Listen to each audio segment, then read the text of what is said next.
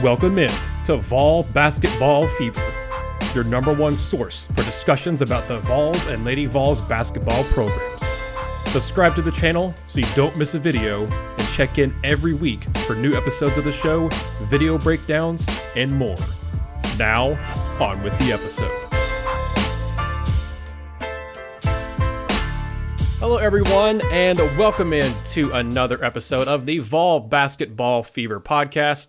I am Nathanael Rutherford, joined by Henley, once again here for another episode of the show. Thank you all so much for tuning in, whether you're listening on your podcast app of choice, on Apple Podcasts, Spotify, Google, or wherever else you get it from. We're on all of those. Or if you're watching on YouTube, thank you all so much for tuning in. Please subscribe to our YouTube channel if you're here, and give this video a like as well. Share it around with your friends, whether it's the YouTube video or the actual podcast itself. Appreciate all of you tuning in. It's a very busy time right now in SEC basketball. We're finally in March. We're in March Madness. As John Rothstein likes to say, this is March. We're here. Tennessee's already played one game in March. Tennessee finished out the month of February very strong, which we'll get to in just a second. But I do want to go ahead and right off the top of the bat here on the show and mention the whole ordeal with Zakai Zeigler and his home, or I guess his mom in the house back in New York, being just devastated by a house fire. That was mentioned on the broadcast on Tuesday night during the Georgia game on the SEC Network. Tom Hart mentioned it during the game, and then UT at the time said they'd have more information that come out. We're recording this podcast, and just a couple hours before we started recording this, the official Vol Basketball Twitter account tweeted out a link to the GoFundMe that was officially established for Zakai and his mother to help, you can't replace memories, but because they had lost basically all their valuables and not valuables, it was all the stuff, belongings that were in their house. But money can help in ways to help kind of recoup some things. The actual thing on here, I'm looking at the GoFundMe. I'm actually going to, for those who wonder, I'll put the description on the YouTube channel and in the podcast description. I'll put a link to it. So if anyone who's listening to this wants to go donate, they can. But it said on February 26th, 2022, a fire destroyed the residence of Zakai Zeigler's family in Queens, New York. His mother, who is raising his special needs 4-year-old nephew, lost all of her belongings, including his nephew's vital accessibility equipment, including wheelchairs, splints, and etc. So it mentions kind of some stuff in here about Zakai being at Tennessee. It says the East Tennessee community has embraced Zakai in such an impactful manner that his mother is exploring opportunities to relocate to Knoxville so that the family can spend more time together and Zakai can assist with Nori's care, his nephew. So when this was first posted, the donation goal was $50,000. It's been up for 2 hours, maybe 3 hours at this point, but just a little over 2 hours, basically, it's been up there. Fans have already donated $163,000 in a matter of a couple hours. So first of all, I want to applaud Vol fans for just incredible generosity and just stepping up in a gigantic way for Zeigler and his family. And secondly, I obviously want to say thoughts and prayers to Zeigler and his mother and his nephew, who are going through something that I would never, I can't imagine. And it's the sad thing too, Gene, is this isn't even the first time that's happened to a Vol in the last year and a half. Josiah-Jordan James had the same thing happen to him and his family. They had their I think his childhood home got burnt down in a fire. Or at least it had some sort of house fire. But I want to mention up top of the show again. I'll include the link down below for anyone who wants to go donate. But I just want to give a big kudos to Vol Nation for going out there and tripling the goal within the first couple hours. That is incredible, Gene. Yeah, and it was interesting because when I first heard about it, I think it was late last night or earlier today when I first heard about it, and I'm not, again, I always say I'm not a Tennessee fan, but I always felt pretty much any fandom kind of gets a bad reputation when things aren't going well, because I think at the core, Tennessee fans are great. I mean, Tennessee fans are fans, but you don't realize how powerful and how long that reach is until moments like this. This is what truly shows. I mean, you understand. Look, man, look at them. Look at their mascot. It's a volunteer. That's who they are, and so I'm not the least bit surprised. And certainly a big shout out to everything that they've been able to do, because I don't even think it's done. I don't know at what point. Yeah, I don't know when they cap it. But I mean, I'd imagine that I'd imagine that the Zeigler family could have a nice little house in Bearden by the time it's all over with, if need be. I mean, like wherever, I'm not even 100% sure. West Hills. I mean, I'm trying to think of all the, I'm sorry, I'm a little rusty on my, top level Farragut. Farragut, yeah. Neighborhoods. Yeah, I was about to say it's Hardin Valley and Farragut. He'll have them a nice little 3-4 bedroom home in Farragut by the time it's all over with. But no, all jokes aside, I mean, seriously, like it's great to see just what this, what the Tennessee fan base has done. And I wouldn't be stunned just because if you've read his story, I wouldn't be stunned if some of the people who, have donated aren't Tennessee fans, just people who love basketball and love good people and love genuinely good people and just want to just try to help out. I mean, for all the, the talk that goes between the fan bases, Georgia's fan base, I would be stunned if they chipped in. Kentucky's, Florida's, like all of their biggest rivals, maybe even some Vandy. I mean, you never know where it's going to end up. But if you told me that like maybe $400,000 was made, was collected according to by this GoFundMe, I wouldn't be surprised. But even where we are right now, this is impressive, especially in the first few hours.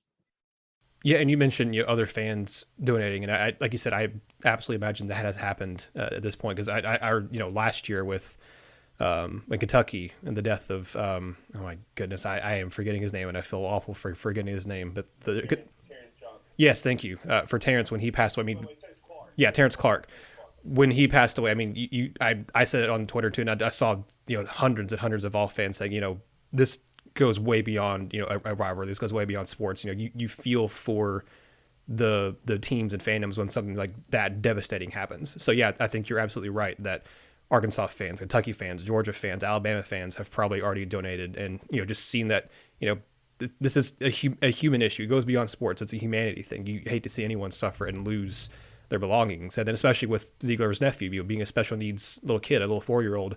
Losing some of the vital accessibility equipment that he needs. Like that's important too. That's very important to get some of that stuff replaced as soon as possible. So I'm glad Tennessee has made it a big official thing and they put it out because I think that really, really helped it. Because it'd be one thing if Zeigler tweeted it out or someone else had said, hey, we have this started and did it. But it's good that to me that what kind of really spurred this on even more is that it's as a university I guess approved thing, not sanctioned. I don't know how, I'm sure there's some sort of legal things and whatnot with the NCAA where UT couldn't do certain things with it. But I saw at the bottom of the message on the GoFundMe, it says this is approved by UT or whatever. So they did their research to make sure they did everything correctly. And I'm glad they boosted it to make sure it got to as many people as possible. And I'm glad that this is getting addressed. Again, you can't replace memories. You can't replace the belongings they had. But this is at least going a step above and beyond what was asked of Vol Nation. So want to get that up the top here and say, kudos to Vol fans. And again, if you want to go donate, I don't know, like Gene said, they may cap it at some point. So maybe by the time you're listening to this, it may be closed. But I'm sure if you contacted the university and said, hey, is there something else I can do? Is there, do they need food? Do they need, clothes or whatever? Then I'm sure that they would, steer you in the right direction for that too. To go onto the court, Gene, since we last talked, Tennessee has played a couple games and a couple big ones. Well, one big one and one that Tennessee finally was able to snap the losing streak they'd had for a long time.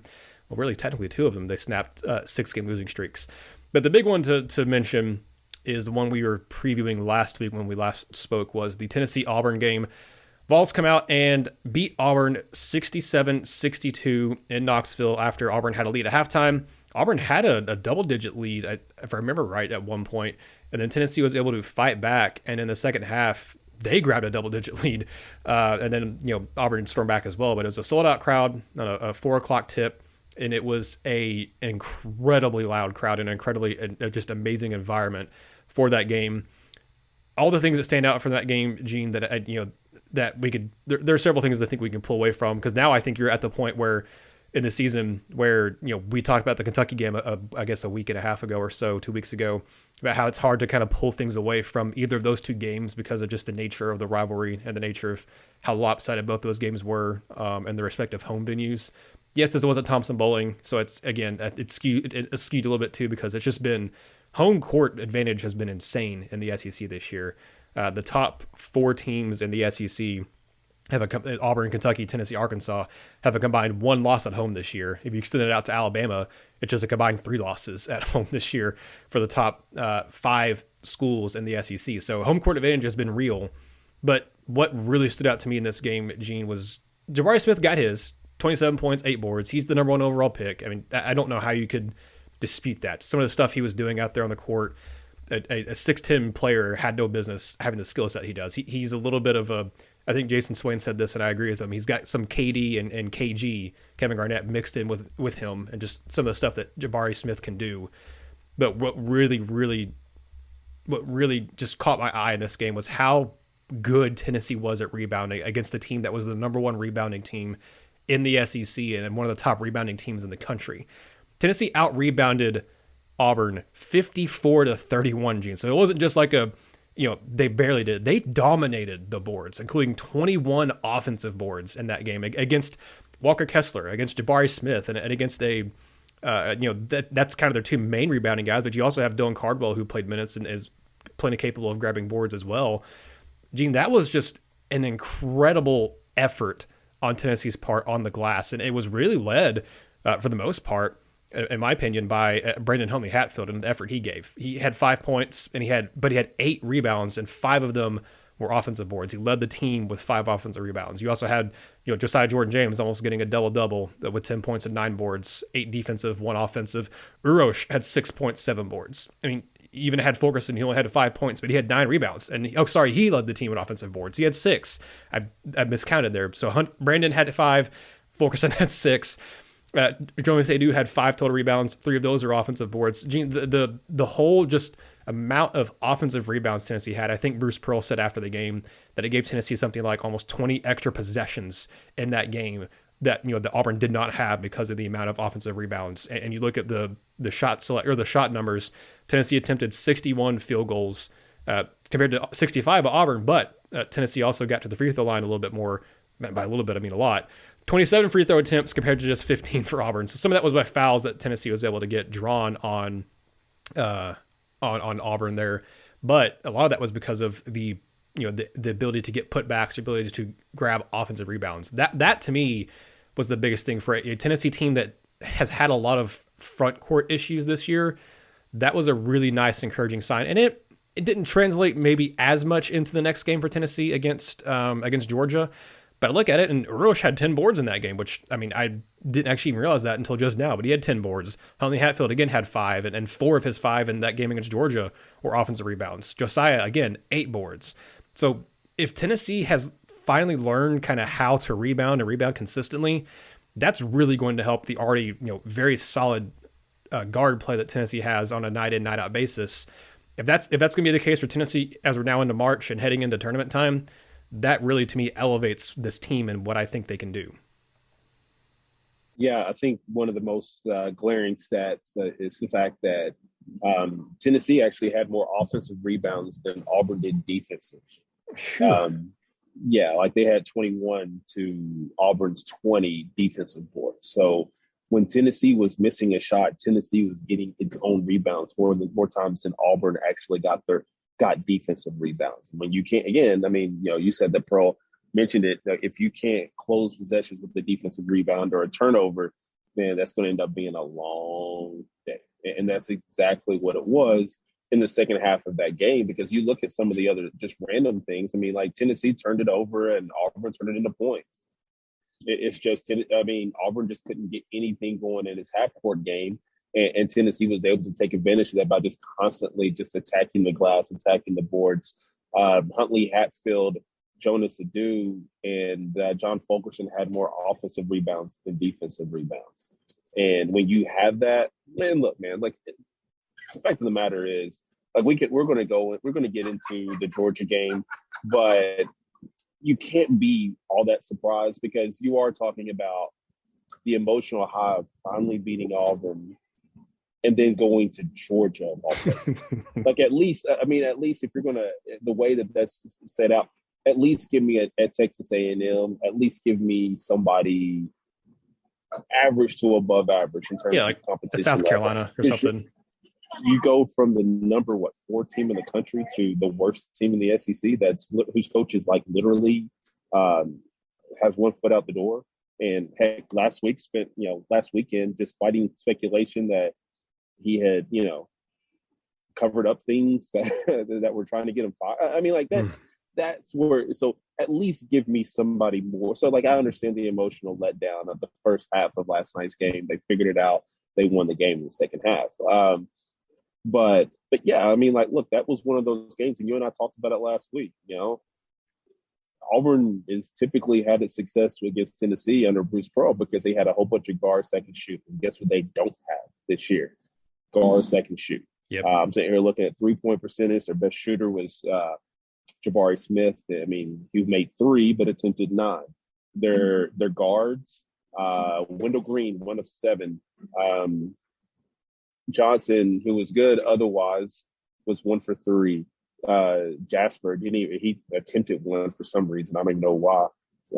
Flanagan 0 for 1. Like, so when you're guards, I mean, like I said, we talked about this. Like, man, 3 years ago, Auburn's still hitting threes from that SEC championship game. Still, I think they hit like 16, I think, or whatever the number was. It was at least 14, yeah. Yeah, it was either whatever it was. They were just wide open shots too.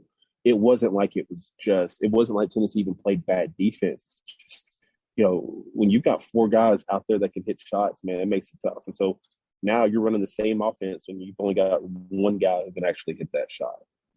That you feel comfortable hitting that shot. Because Green didn't hit anything. Cambridge didn't hit anything. And I'm just looking at every single guard. Flanagan didn't hit anything. Like, your guards made 2 threes. Your likely lottery pick, apologies to, at the very least, he's a lottery pick.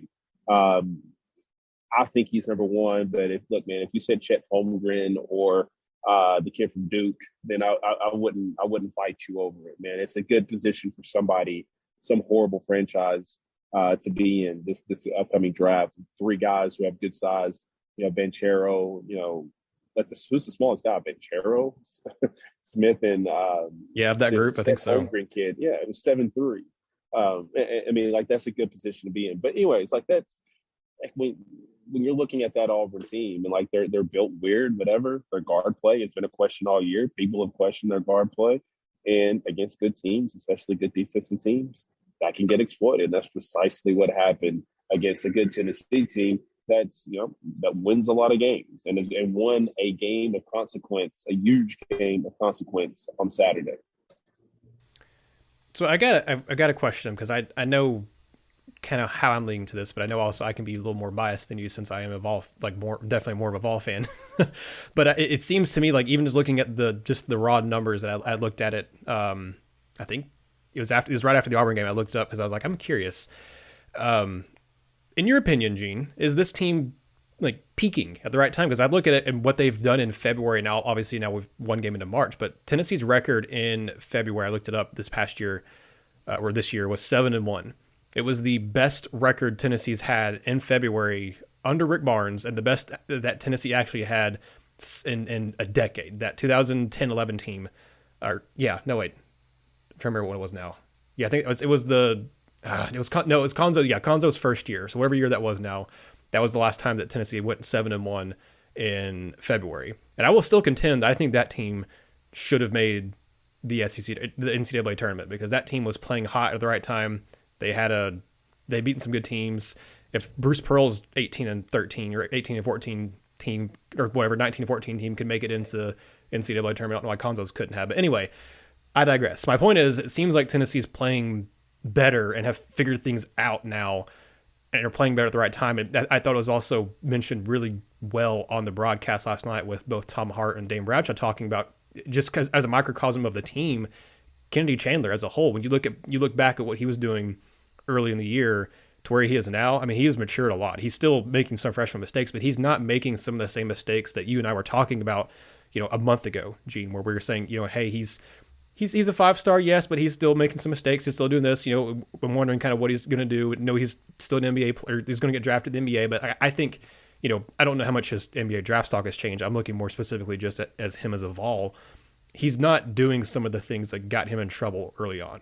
You look back at the Villanova game, he got exposed big time in that game. I think if Tennessee plays Villanova now, or if Tennessee plays Texas Tech now, I think Kenny Chandler plays a lot better in those games than he did, back in December, or I guess November was when they played Nova, whatever, back in the first couple months of the year, than he did then. I think he'd play a lot better now, and I think he's a big reason why Tennessee has improved, is because that point guard play has gotten consistently better and better.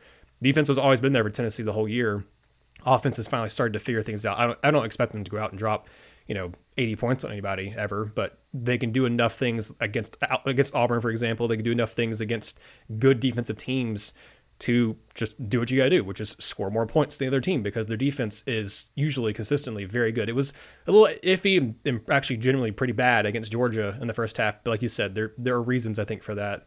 And they bounced back pretty well in the second half. Still didn't look incredible, but Stegman Coliseum is just, it's been a house of nightmares for Tennessee. So just getting a win there, I don't care how you do it, I'm happy they got the win. But my whole point is, I think Tennessee's peaking at the right time. We'll see. Things just don't go Tennessee's way in tournaments, in the SEC or the NCAA tournament especially. But it just seems like this is the first time in a long time that Tennessee is finally looks like they're playing some of their best ball at the right time. Yeah, I'm not sure exactly what the answer would be to that question. That's the last time that you really felt comfortable about this team, going into the most important month of the season.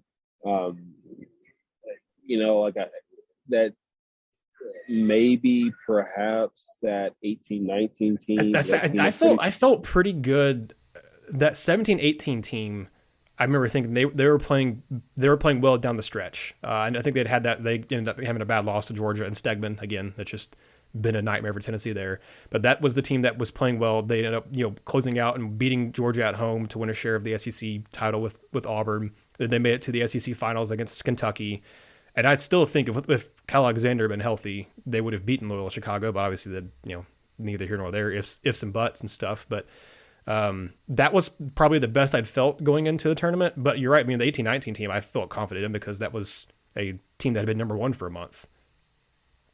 Right. And so, like you look, and it's not like, I think the biggest credit to this team's potential is the fact that if you look, it's not even like Kennedy Chandler had a great game against Auburn. It's not like you went out there and had, it's a kid who's dropped 20 in games, like over 25 in games. Like, it's not like he did that. He had 4 turnovers, only 2 assists.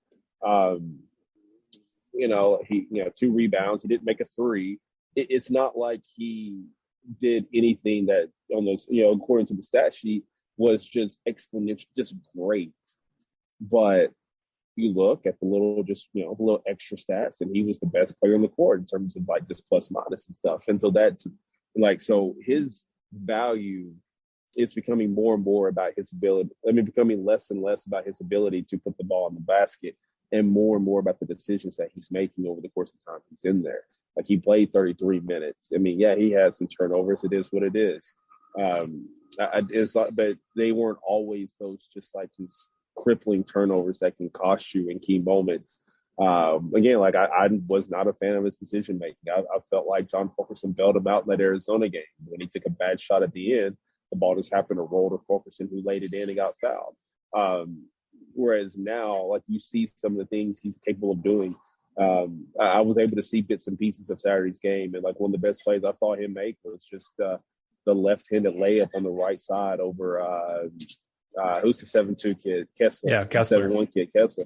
I thought that was a really good play, and I kind of wondered why he shot it left-handed, but I feel like you're just trying to up the degree of difficulty, if nothing else. But yeah, you've got to have point guards that can make plays in March and make good decisions in March.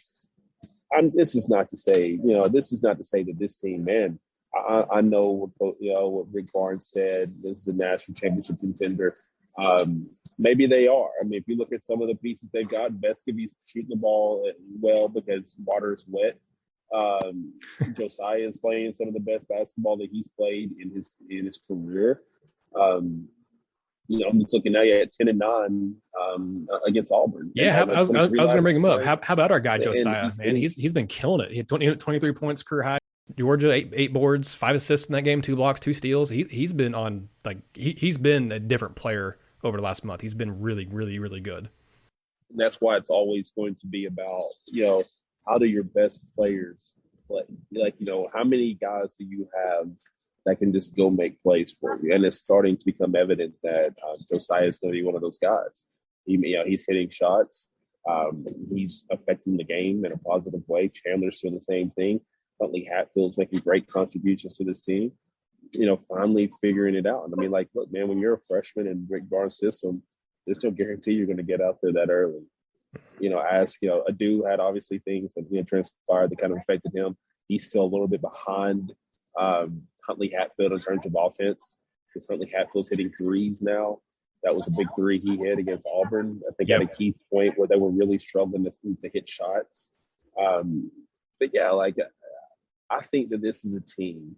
Look, say they take care of business against Auburn. I mean, Arkansas is their last game, right, on Saturday. Yep.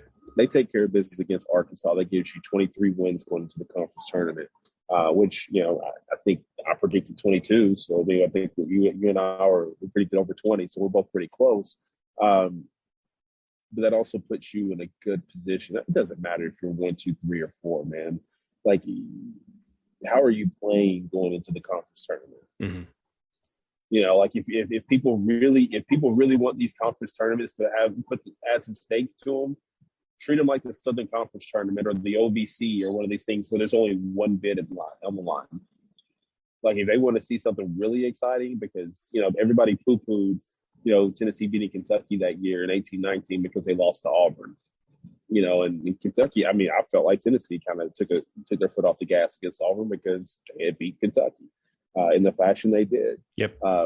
If you really want to add excitement to some of these, just make it, kind of say that school gets an automatic bid. Because if you want to see desperation, you want to see teams playing at their best, put it all on the line. But I think this team right now, everything's about placement now. Everything's about placement. You can't control Auburn's results, Kentucky's results, Arkansas. You can't control those things. You have zero control. Arkansas, you do. But you have zero control over Auburn's results and Kentucky's results because you've already played them. So, the question is, how good do you feel about your team at this time? And from everything you're seeing, you're talking about a team that's won, 9 out of 10 or something like that? Or they lost to Texas and they lost to Arkansas, 8 out of 10, whatever the number is. Mm-hmm. I can only recall 2 losses they've had recently. And one of those was on the last second shot, and one of those is because they called 47 charge calls. And 36 of them were against Tennessee. Mm-hmm. But, you're getting the contributions. I mean, everybody kind of felt like things were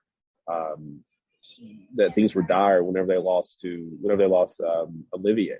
And, these new guys, this new crop, you got Plavsic, that's kind of your muscle. You got Huntley-Hatfield that's slowly figuring things out. You got Adu that's slowly figuring things out. And then you got old man Fulkerson that's out there just putting in work, man. Just putting in work because he's got the urgency. He's the urgency that this team needs, because he may play 15 minutes a game. He may play 10. He may play 25. It doesn't matter. But that's a senior who sees it now. If you're a senior and you see it, that's going to ratchet things up in a way that a freshman may not understand. Heck, in some cases, a sophomore or junior would understand. Mm-hmm. He tastes it. He realizes this is a good team, and that's a kid who's willing to do whatever it takes to help his team out, because he's a ball and he cares, and also they have what it takes. I mean, I guess the biggest concern for me would be just point guard play in March. Nothing against Chandler and Zeigler, but man, that's 2 freshmen on the tough stage in the NCAA tournament. That would be my biggest concern, but that's not all that much of a concern, to be honest, because they've played well and they're 2 tough kids. So to answer your question, I mean, I think that they are, and we'll see what becomes of that, because 7 out of 8 in February is huge, and with the level of competition that the SEC gives a team like Tennessee in February, to win all but one of those games, and win every game at home was massive for this team going forward. And we'll just have to see what happens from here on out. Yeah, you were talking about kind of it doesn't matter what seed you are necessarily in the tournament. It's more about how you're playing, and I think you're right. That is true. Like it's nice bragging rights to say, hey, we finished first and we won the regular season title. But other than that, like most time you're not going to remember if your team finished second or third or fourth. Like it's more bragging rights for first place, but you personally aren't going to really remember if Tennessee finishes 2, 3, or 4. It's about how your team's playing and who you get matched up with in that first round. And I'm looking right now because of how tight the SEC races are. I may put it up here on the screen if I remember to go back in editing and do that. But right now, obviously, we're recording this before Auburn and Arkansas play their game on Wednesday night. I imagine Arkansas will win theirs. They're playing at home, so I just don't think Razorbacks are going to lose at home. And Auburn is on the road against Mississippi State, which will be interesting. But I still expect Auburn to win that game. Although they have not been playing super great as of late. But anyway, you look at just the likely teams Tennessee to face. I expect Alabama to stay in 5th, and they would stay in the top half of the bracket if that's the case. Worst case scenario, I think, for Tennessee is finishing 4th, which would mean that they would be back in the top half of the bracket, which means they could play Alabama. But I'm going to go ahead and assume that Tennessee finishes, like you said, that they go and win, because I think they're favored right now against Arkansas at home, which would give Tennessee at least a 3 seed, if not 2 seed. So either way, Tennessee at the 2 or 3, they're in the bottom half of the bracket, or the bottom section of the bracket there, which means they'll be matched up with likely anywhere between either the 6 seed, 7 seed, or 10 seed. I mean, it could be 14 or 11, but I don't know about that. But that means you're likely facing in the first round, your first matchup in the quarterfinal, a team like a Florida, a South Carolina, an LSU, a Mississippi State, or Texas A&M. Those are kind of the likely ones looking at the standings right now that are in that 6 to 11 type range that could be a potential first round or first matchup for Tennessee on that Friday of the SEC tournament. I think on a neutral site court, Gene, Tennessee can beat any of those teams, but obviously Tennessee can also lose any of those teams. I think that's going to be an interesting thing to see, is with the home court advantage being as huge as it's been in this entire year for the SEC, and really to me this entire year for just college basketball in general. How do these teams that are used to having really good home environments like the Auburns, Kentuckys, and Tennessees, and Arkansas, and Alabamas, how do they do in a neutral site against some of these teams that are maybe not as used to having really good home environments, like a Texas A&M or a Vanderbilt or somebody that they end up having to face potentially in the quarterfinal, or in Alabama's case in the second round or whatever, their first game. I think that the neutral court is the big equalizer. And it's not like it's in Nashville. This it has been in years past where Tennessee fans can travel really well to, or Kentucky fans can travel really well to. It's in Tampa Bay for some reason. It's an ACC country.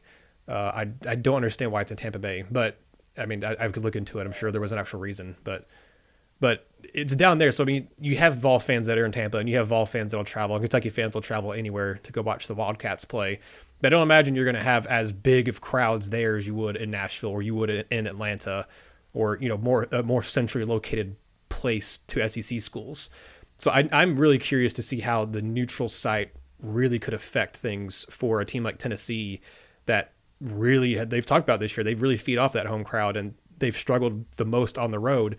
But Tennessee also they haven't played a true neutral site game since December against Texas Tech. So I do wonder kind of how that's going to work, and with this year being so home heavy for these teams, if that's really going to affect them mentally in a new environment and a neutral site where they're not going to have 10, 15, 20,000 fans cheering you on when you're reaching a low point and you need a little bit of a boost. Yeah, and that's going to make it tougher. I'm looking here, and obviously to only win one game on a neutral site for Tennessee, that was also a long time ago. And so the question to me is, where are they at now? Who do you feel the best about now? Like, personally, I'm looking at, Arkansas, they only played 8 away games this year. Like, that's just crazy to me. That's the fewest in the league. They played 8, and that'll fit. Well, they'll get a 9th, obviously, because they're coming to Knoxville on Saturday. But you're talking about teams that, to your point, like, don't have the advantage anymore. Like, the advantage that they had of, Auburn's 15-0 at home, Kentucky's 18-0 at home, Tennessee's 15-0 at home, Arkansas 16-1. What's that, like 31-1, 64-1 in home games. I think that's spitballing. I'm sorry if my numbers are a little bit off. I did that quick. 64-1 at home. And, that's kind of buoyed you to the advantage that you got in the league right now. Like winning your home games has been massive. That's – and stealing wins on the road because I'm saying looking at Auburn, Kentucky, Tennessee, and Arkansas are all at least 500. And that's been the key to being to the top of the league because everybody else is, not good. Mississippi State is two separate teams, which is why tonight's going to be an interesting game. 14-2 at home, 1-8 on the road. But, so when you get to this neutral site, which it's where I completely forgot till you said that the SEC tournament's in Tampa. Yeah. Completely forgot. And I don't understand why. I don't know who that behooves. I don't know who that benefits. Florida? I mean, but it's just not even in Florida. Tampa's not that close to Gainesville.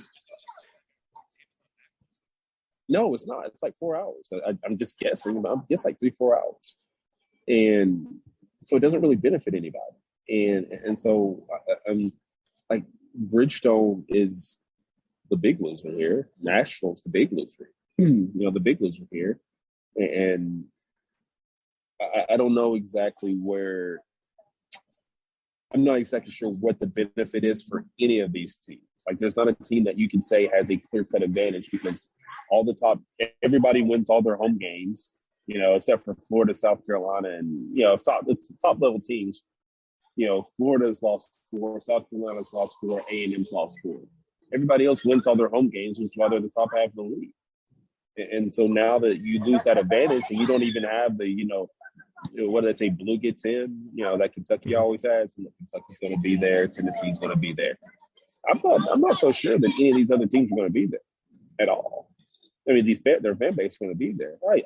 I guess you could say Auburn, maybe. I mean, Auburn basketball is not exactly. I understand pros excites them, but Arkansas, maybe. But, I mean, how many teams in the SEC are traveling further to Tampa than Arkansas? A&M, maybe. That's it. Yeah.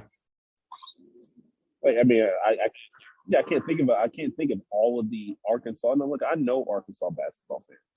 I don't know that many. I don't know how many live in Florida. I'm not exactly sure how many are excited about it. So maybe this is me going on a tangent about how stupid it is that the SEC tournament's in Tampa. But as far as the question is concerned, I think that's why I've tried to focus on just the importance of, being at your best right now. And because if Tennessee beats Arkansas, then they're going to go into the SEC tournament with a level of confidence that we may not have seen in quite some time, because this is a team that is going to have, be on a 4-game winning streak, to have some quality wins, to be able to say, when was the last time that you could actually say that Tennessee beat the top 3 teams in the SEC that weren't Tennessee? They didn't beat LSU that year. They made it to the whatchamacallit. They didn't beat Auburn. Yep. In 18-19, they lost to LSU, that controversial game down in Baton Rouge. They lost to Auburn in a tight game in whatchamacallit, in Auburn. And they split with Kentucky. This year, they can defend. If they beat Arkansas, they can definitively say, because it's not like this is a very top-heavy league this year in the standings. Yep. We can definitively say, if we're Tennessee, that we beat Auburn, we beat Kentucky, and we beat Arkansas. And if they lose to Arkansas, that's all null and void. But right now, it's the first time in a while that they've been able to say, look, we've shown that we can beat the top teams in this league. They don't have a bad loss. I mean, they lose to good teams. They beat good teams. And that's a credit to just how good this team is this year, because it's not the highs can be high, but you can't have the lows. You can't have the low lows. You couldn't have them losing to Georgia last night. You couldn't have them losing to Missouri. You really, I understand they struggled against Ole Miss, but they won. I understand that they struggled a little bit too against Vanderbilt, but they won. But you don't have the bad losses that can affect you. And so, to me, I'm looking at this man, this is your chance. Maybe you win the SEC. I don't know. I'm not here to predict. I don't really love the prediction game. But I'm looking at a team that is playing at a level that you believe, that you start to believe can win 3 games in Tampa. It's so weird to say. They can win 3 games in Tampa. I should be saying Nashville, but they can win 3 games in the SEC tournament and win a championship and have all the momentum. Like when they announce those selection shows, the selection show on Sunday, they can, they'll have all of them. And even again, like whatever they do, like I still think that this is a team playing at its best because at the very least, it's going to go into a tournament with multiple wins in 6 games, 5 wins in 6 games, or 6 wins in 7 games, or a 7-game win streak, 8-game win streak, whatever the case may be. Like they're going to have that because they developed this team in February when people question them in January. I think myself included, I question, their long-term feasibility. And they've completely overcome my doubts because I know that's really important for the Tennessee, basketball team is what his team feel about it. But they've developed into a really good team. And I think that's to walk into any arena and pull out a victory because they've done it. They've done it in Thompson-Boling. They've done it away from Thompson-Boling. They suddenly got that big road win that we talked about a couple of weeks ago. But they've got 6 road wins, 6 true road win victories. And they've been able to show they can win on a neutral site. And they beat, Carolina in that game. Yep. So, they've shown that they can beat at least quality teams. And so that's more reason why you should be confident about this team going forward, wherever they're playing at. Yeah, there haven't been too many teams that have gotten a big road win this year. Again, there's just been so many. The home court advantage has just been so ridiculously good this year. I'm looking at the little for a net update for the net rankings, and the top 20 teams have just extremely good home records. There's only I think 4 of the top 20 teams I'm looking at. No, 3 of the top 20 teams. Yeah, I think, no, 4, yeah. No, 3 of the top 20 teams. I can't count. I keep looking at 21. No, Wisconsin's 20 now. So 4 of the top 20 teams on the net have 3 home losses, and the rest of the teams have less than 3 home losses all year. So, it's just been hard to win on the road across college basketball this year.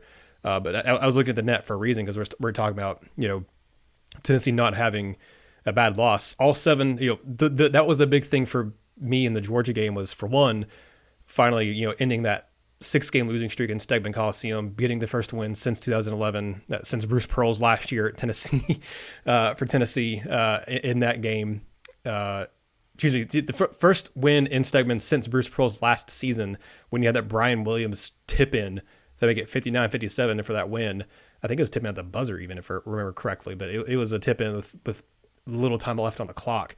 That was the first one. That was a big reason for me, but also to avoid any bad losses this year. Again, Tennessee could lose to a quad 2 opponent or whatever in the SEC tournament, but to avoid any bad losses in the regular season, Tennessee was right now 22-7 as we're recording this. All 7 of those are quad 1 losses, and the majority of the teams that Tennessee lost to, I won't say majority, but a lot of them are ranked above or right around where Tennessee is. Looking at here's the top 10 of the net. Tennessee's currently ranked 9th. Gonzaga's 1, Arizona's 2. Tennessee beat them. Baylor, Houston, Kentucky. Tennessee split with them. Duke, Villanova. Tennessee lost to them. Kansas, Tennessee, Texas Tech. Tennessee lost to them. And then number 11's Auburn. So Tennessee played a large chunk of the top 11 in the net currently. And then you don't have to scroll much further down until you get to 15 is Texas, 16 is LSU. So and Alabama's 21. So you want to extend it to the top 21. Arkansas's 23. You want to extend it to the top 23. Tennessee has played a huge chunk of the top 23 teams in college basketball, according to both the net and the KenPom, because I know KenPom's not too much different than the net right now with the way the rankings are. But that just the strength of the schedule. I tweeted this out. I think it was shortly after the Auburn game. I think it might have been that Sunday after.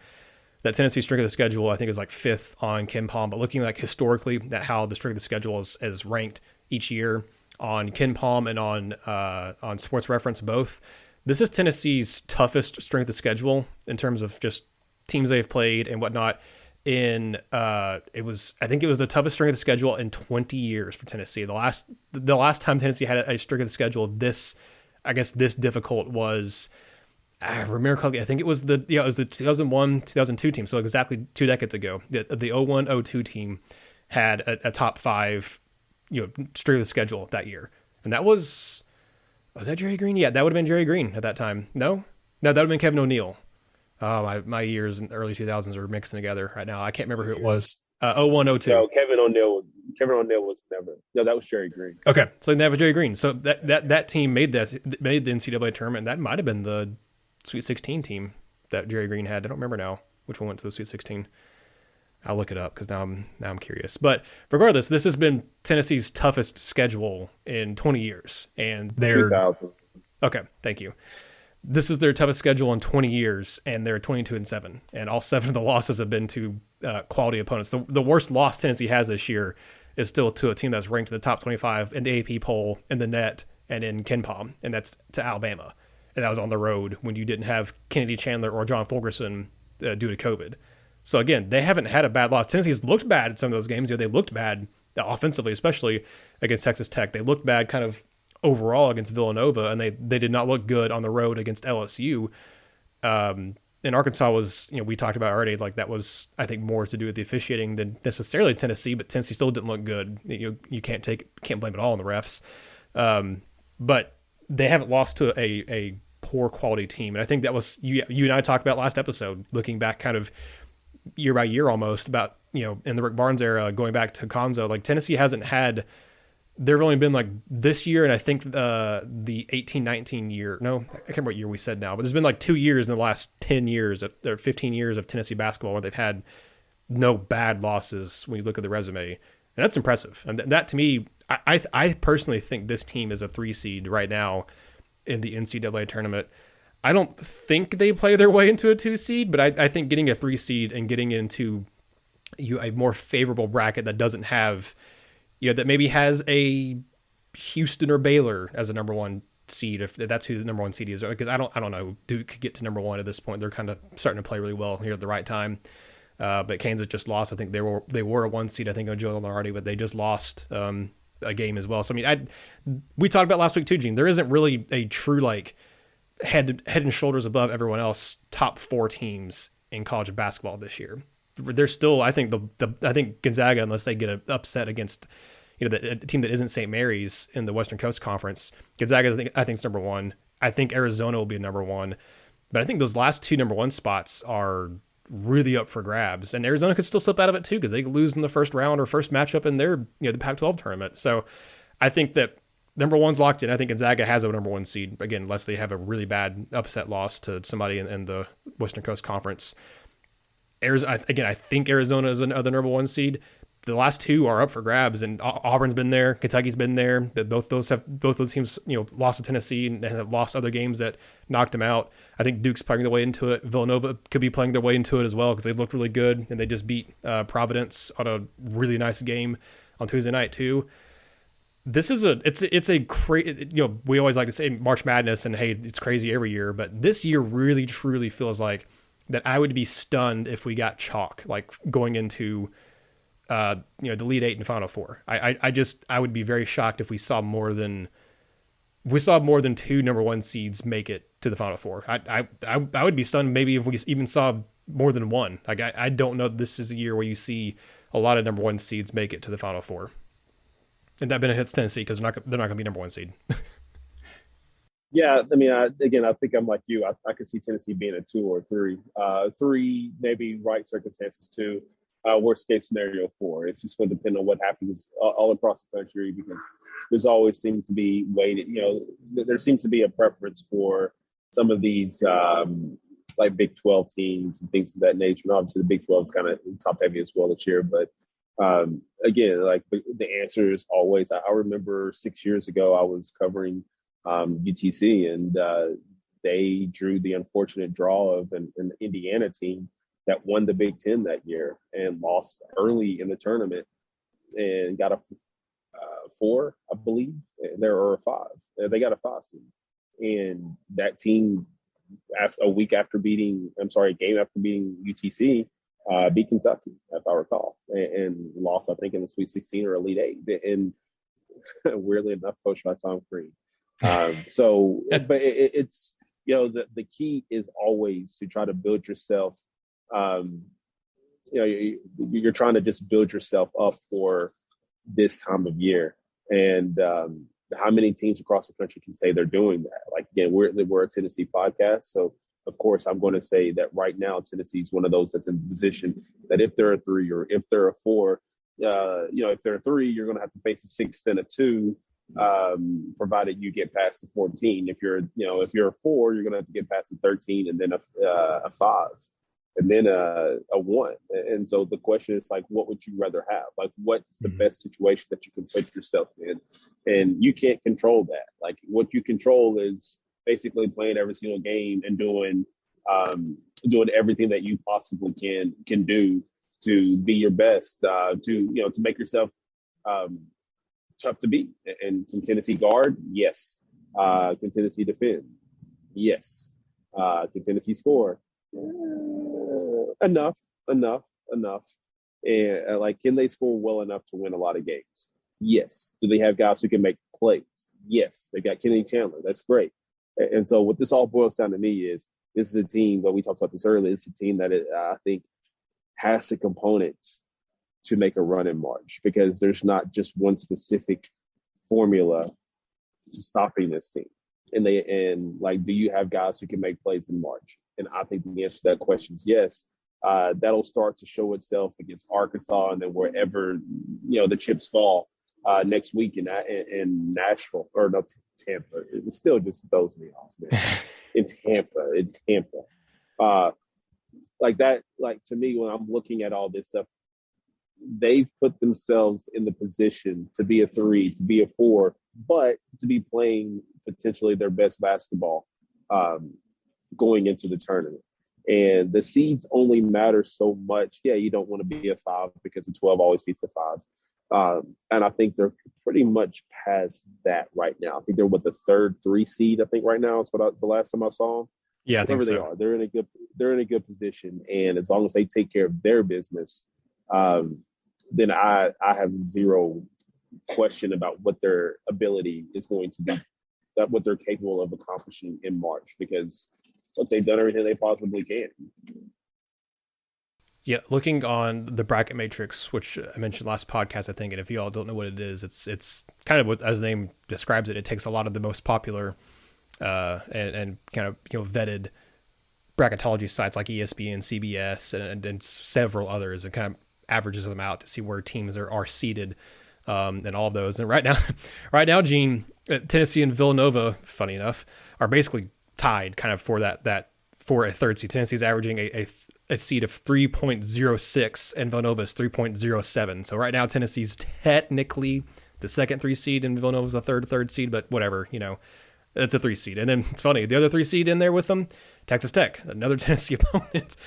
It just goes back to the point I was making, that Tennessee's played they've only lost to good teams this year, because both those teams that Tennessee lost to on neutral sites, nonetheless, Tech and Nova are both considered 3 seeds. Wisconsin's the other one that's lumped in there right now on the bracket matrix. But according to bracket matrix right now, the 1 seeds, looking at a lot of these brackets, a lot of them have been updated on Tuesday, but I don't know what time Tuesday, if it was before games were played or not. But I know there will be a lot of updates after the Wednesday slate of games, because Tuesday, Wednesday are the most popular, game times for midweek games.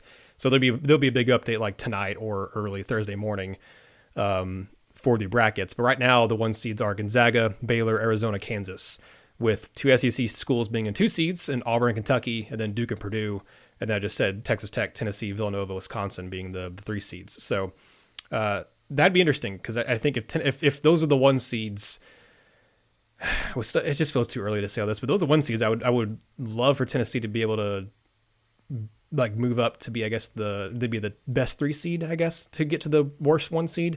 I don't know. Regardless, I would feel okay if Tennessee had to play Arizona again, just because they played each other. But it's always hard to beat a school or beat a team twice in a season. So we're getting a little ahead of ourselves. We still have a whole tournament time and conference tournament play to get to before we get to all that. But Gene, I think that'll be where we end the podcast. I want to give one more update on the Zakai Zeigler GoFundMe, because it just keeps going up. And again, as I said, top of the show, I'll have links to that in the description, both here on the YouTube channel and in the podcast description. So if you're listening to this on your phone or whatever, you can follow it or go to the link there. Or again, if you're on YouTube, you can find it in the description. But right now, Gene, my goodness, it is almost to 200,000. We're at 195,550 or 588. So Tennessee fans have gotten it to almost $200,000, and there's been over 3,000 donations to the GoFundMe for Zakai Zeigler and his family. And wait, here we go. We actually have an update from, I guess, Zeigler himself, but it's from his family. I got him. He's the one that says he's the organizer, but an updated post from him. It says, "We have been absolutely blown away by the outpouring of support and generosity. Any contributions above and beyond our final losses and expenses will be donated to charity." So thank you to everyone who's given. So if you're worried about, they've gotten so far above, where's this money going to go? There you go. If they're going to have their costs covered, and then whatever goes above and beyond the cost that they need to repair things and, I guess, address their needs, it will go to a charity. That's awesome. That doesn't surprise me that that's what they're going to do with it. I figured as much. But again, that's in that link's in the chat if y'all want to go, or not in the chat. Wow. In the description if y'all want to go and go donate to that as well. But thank you all so much for listening. Again, subscribe to the channel while you're here. Give this video a like. Subscribe to the podcast as well. We would really appreciate it now that March is here. Going to have a lot of Vols and Lady Vols news, and we should have a Lady Vols podcast coming out later this week as well before they take the court for their first game on Friday against probably Georgia, but we'll see who they end up playing on Friday, as Lady Vols are the 3 seed in the women's basketball tournament, and that is in Nashville, Gene. So they get the nice venue in Nashville. Men's team got to go all the way down to Tampa. So again, signing off for Gene, I am Nathanael. Thank you all so much for tuning in. This has been another episode of the Vol Basketball Fever podcast. Thank you for watching Vol Basketball Fever. Give this video a like and subscribe to the channel while you're here. We appreciate all your support, and the show wouldn't be possible without Vol fans like you. Thank you.